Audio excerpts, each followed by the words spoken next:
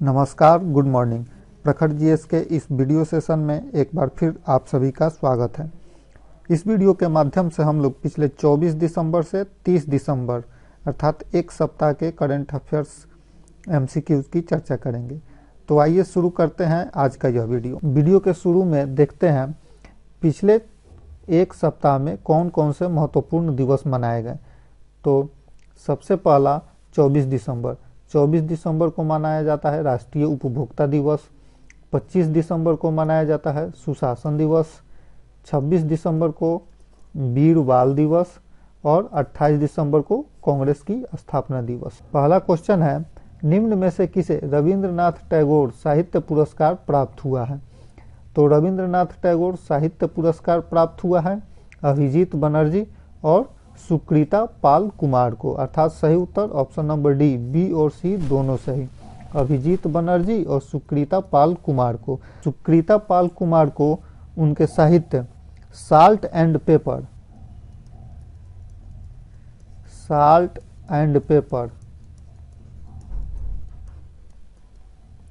Selected poems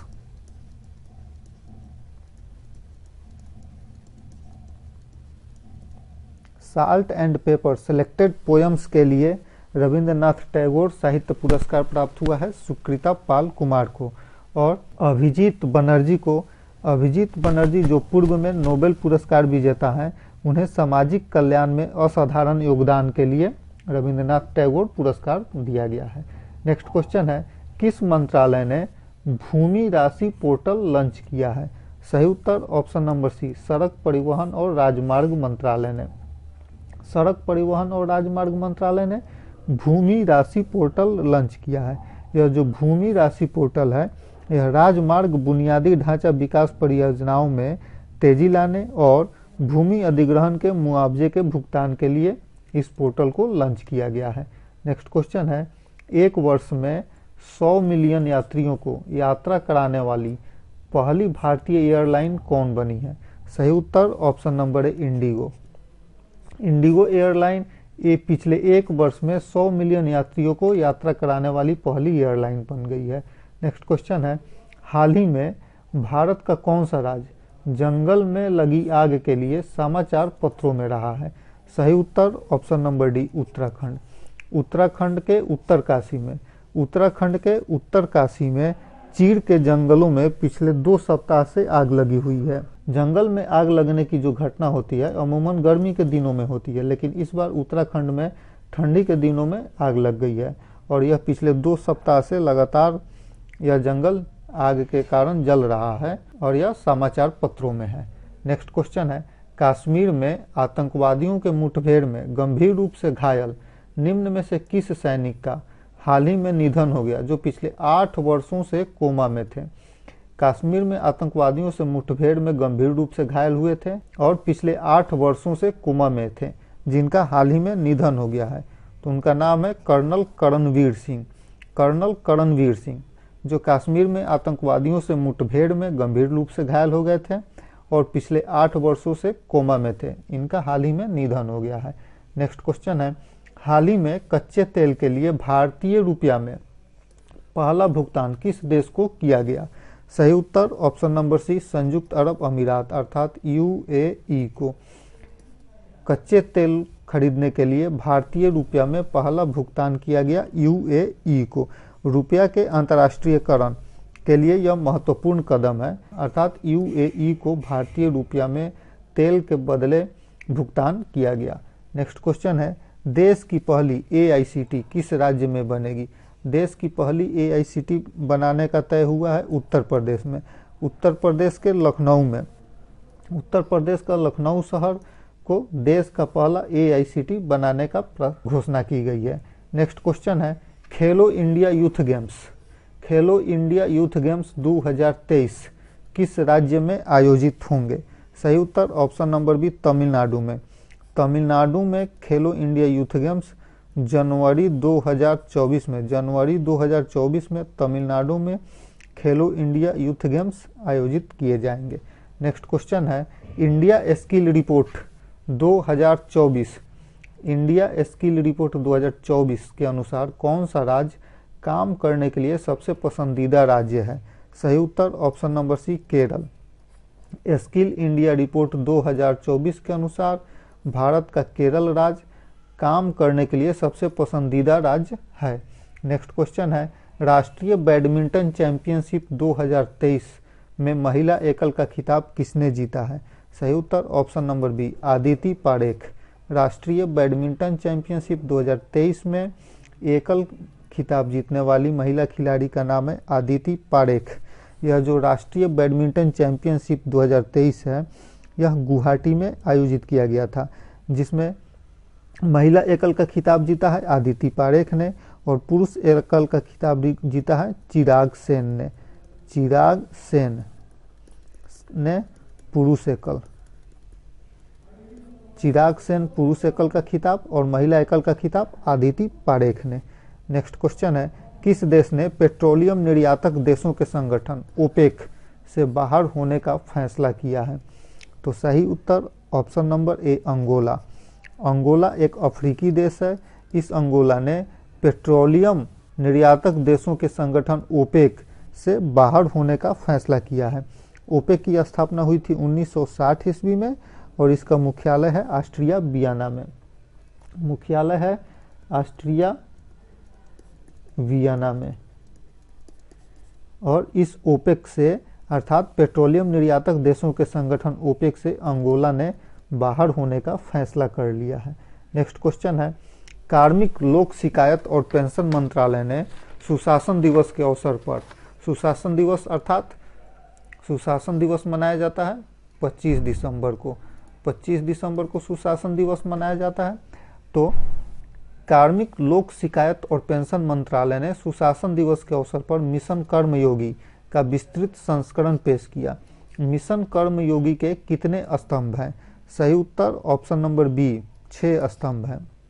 यह जो mission कर्मयोगी है, यह सिविल सेवकों के क्षमता निर्माण के लिए राष्ट्रीय कार्यक्रम है। इसका उद्देश्य है नए भारत के विजन के अनुसार भविष्य के लिए सिविल सेवक तैयार करना। मिशन कर्मयोगी।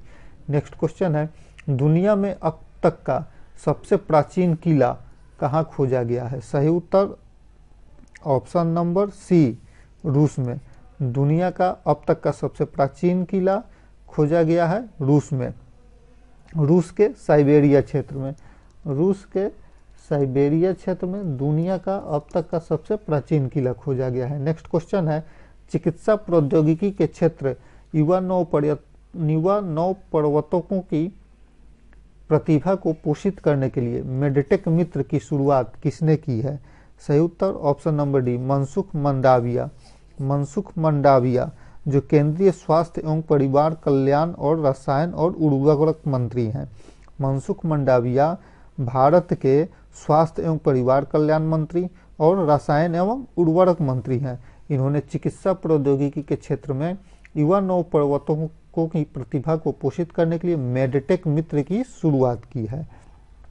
नेक्स्ट क्वेश्चन है, हाल ही में भारतीय नौसेना में किस स्टेल्थ गाइडेड मिसाइल डिस्ट्रॉयर को शामिल किया गया है?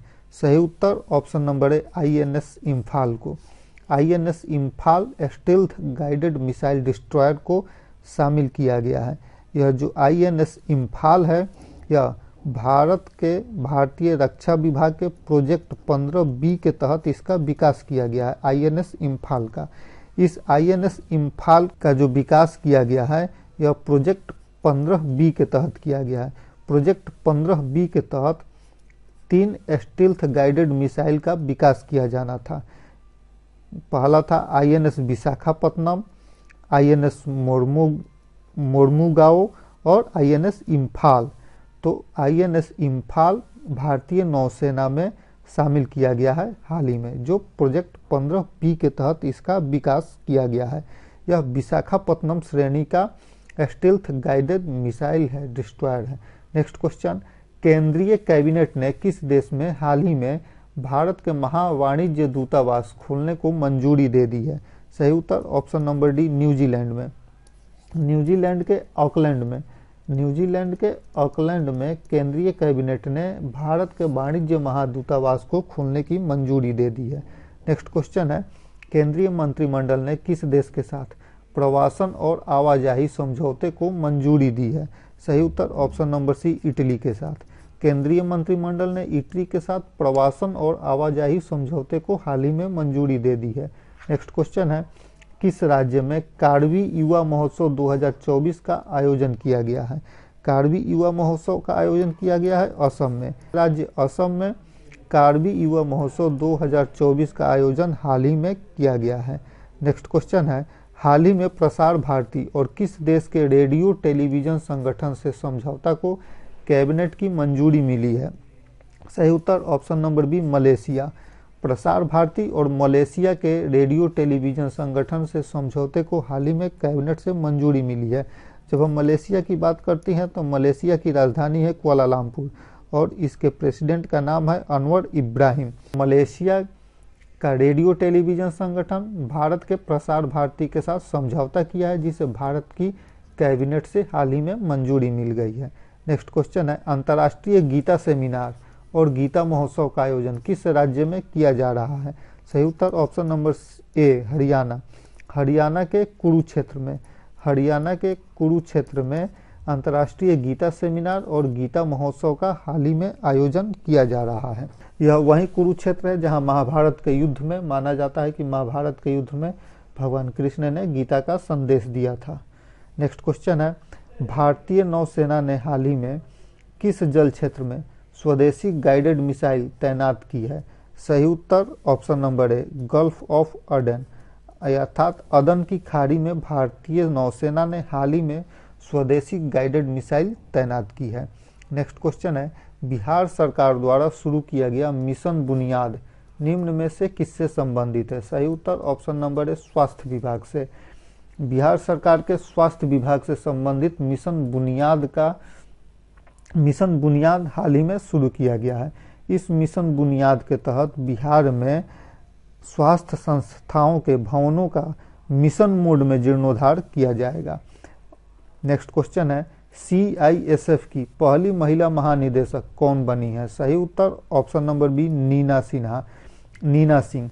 CISF की पहली महिला महानिदेशक हाल ही में बनी है नीना सिंह। CISF की स्थापना हुई थी 1969 ईस्वी में।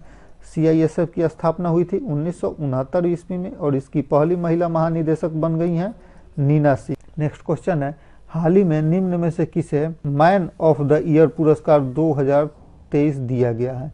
मैन ऑफ द ईयर पुरस्कार हाल ही में दिया गया है LP हेमंत के श्रीनिवासुल्लू। LP हेमंत के श्रीनिवासुल्लू को हाल ही में मैन ऑफ द ईयर 2023 का पुरस्कार दिया गया है। यह पुरस्कार इन्हें भारत के गृह मंत्री अमित शाह ने दिया है। नेक्स्ट क्वेश्चन है, हाल ही में किस देश ने ब्रिक्स संगठन में शामिल होने के निमंत्रण को अस्वीकार कर दिया है? सही उत्तर ऑप्शन नंबर बी, अर्जेंटीना ने। हाल ही में अर्जेंटीना ने ब्रिक्स संगठन में शामिल होने के निमंत्रण को अस्वीकार कर दिया है। ब्रिक्स में शामिल देश हैं ब्राजील, रूस, भारत, चीन और साउथ अफ्रीका। भारत, रूस, चीन, ब्राजील और दक्षिण अफ्रीका। और अर्जेंटीना को इस ब्रिक्स में शामिल होने के लिए निमंत्रित किया गया था, जिसे हाल ही में अर्जेंटीना ने इसे नकार दिया है। इस निमंत्रण को अस्वीकार कर दिया है। अर्जेंटीना के राष्ट्रपति जेवियर माइली, अर्जेंटीना के राष्ट्रपति हैं जेवियर माइली ने ब्रिक्स देशों में अर्जेंटीना को शामिल होने के लिए निमंत्रण को अस्वीकार कर दिया है। नेक्स्ट क्वेश्चन है, किस सिख गुरु के 4 पुत्रों की शहादत की आड़ में हर साल 26 दिसंबर को वीर बाल दिवस मनाया जाता है? सही उत्तर ऑप्शन नंबर सी, गुरु गोविंद सिंह। गुरु गोविंद सिंह के 4 पुत्रों की शहादत की आड़ में 26 दिसंबर को वीर बाल दिवस मनाया जाता है। नेक्स्ट क्वेश्चन है, हाल ही में केंद्रीय पर्यावरण मंत्री ने national transit pass system one nation one pass launch किया है। निम्न में से केंद्रीय पर्यावरण मंत्री कौन है? सही उत्तर option number D, Bhupender Yadav. केंद्रीय पर्यावरण मंत्री का नाम है भूपेंद्र यादव और केंद्रीय पर्यावरण मंत्रालय ने हाल ही में national transit pass one nation one pass launch किया है। नेक्स्ट क्वेश्चन है, इजराइल पर गाजा में नरसंहार का आरोप लगाते हुए किस देश ने अंतर्राष्ट्रीय न्यायालय में एक मामला दायर किया है? सही उत्तर ऑप्शन नंबर सी, दक्षिण अफ्रीका ने। इजरायल पर गाजा में नरसंहार का आरोप लगाते हुए दक्षिण अफ्रीका ने अंतर्राष्ट्रीय न्यायालय में एक मामला दायर किया है। अंतर्राष्ट्रीय न्यायालय का मुख्यालय है द हेग में। द हेग नीदरलैंड में अंतर्राष्ट्रीय न्यायालय का मुख्यालय है और अंतर्राष्ट्रीय न्यायालय की स्थापना हुई थी 1945 में। इस अंतर्राष्ट्रीय न्यायालय में न्यायाधीशों की संख्या 15 होती है, जो 9 साल, इन न्यायाधीशों का कार्यकाल 9 साल होता है। और दक्षिण अफ्रीका ने इजरायल पर गाजा में नरसंहार का आरोप लगाते हुए इसी अंतर्राष्ट्रीय न्यायालय में एक मामला दायर किया है। नेक्स्ट क्वेश्चन है, हाल ही में भारतीयों को लेकर कहाँ जा रही एक जहाज को मानव तस्करी के आरोप में फ्रांस में रोक दिया गया था? सही उत्तर ऑप्शन नंबर बी, निकारागुआ। हाल ही में भारतीयों को लेकर जा रही एक हवाई जहाज निकारागुआ जा रही थी, जिसे मानव तस्करी के आरोप में फ्रांस में रोक दिया गया है। निकारागुआ मध्य अमेरिकी देश है जो प्रशांत महासागर और कैरेबियन सागर से सीमा साझा करता है। इसी निकारागुआ में भारतीयों को लेकर एक जहाज जा रही थी, जिसे मानव तस्करी के आरोप में फ्रांस ने रोक दिया। धन्यवाद।